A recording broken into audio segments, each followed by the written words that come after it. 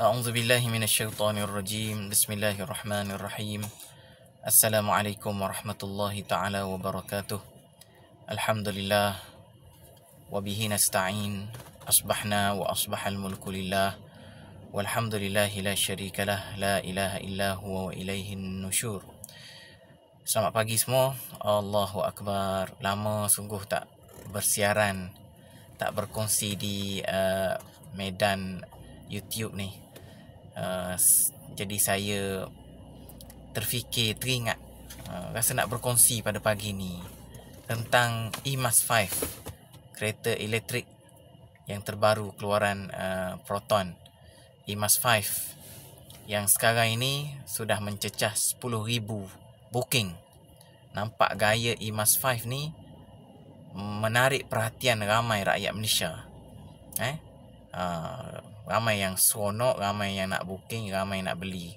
Tak sabar-sabar kan. Masya Allah, subhanallah. Cuma saya nak sebut apa, sebagai peringatan kita bersama lah. Saya juga berniaga.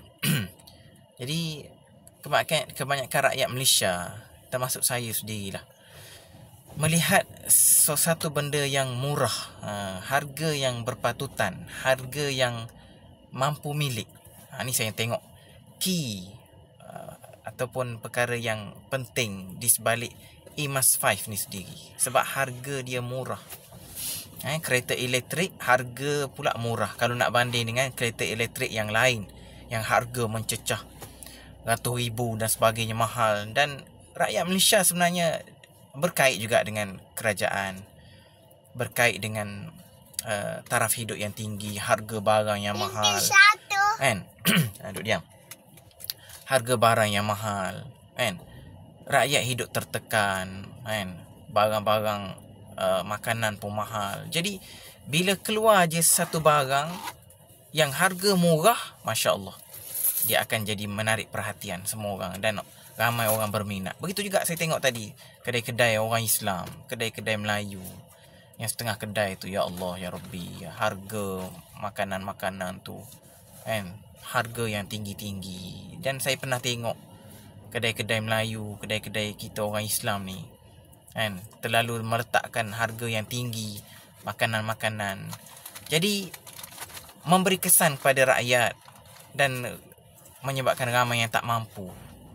Ramai yang tak mampu nak beli, nak datang ke kedai dan sebagainya. Akhir sekali setengah-setengah tu tutup kedai kan. Inilah masalah kita kan. Sebab tu kita cubalah usaha sedaya mampu kita. Kalau boleh, kita cuba berikan harga yang terbaik kepada rakyat, kepada masyarakat kita, terutamanya yang fakir miskin kan, rakyat marhain yang kita kata B40 dan sebagainya ni kan. Mereka sangat mengimpikan makanan-makanan yang murah, kereta yang murah, barangan-barangan yang murah. Ni kita cuba usahakanlah. Dan ini juga harapan kita kepada kerajaan tu sendiri, supaya berusaha untuk menyelesaikan masalah rakyat yang hidup tertekan. Barang makin naik, makanan makin naik, tapi gaji tak naik kan. Harga barang makin naik, tapi pendapatan tak naik. Ini satu benda lah yang kita, di antara harapan kita kepada kerajaan tu sendiri. Itulah sedikit perkongsian saya. Wallahu a'lam. Moga-moga bermanfaat, insya-Allah.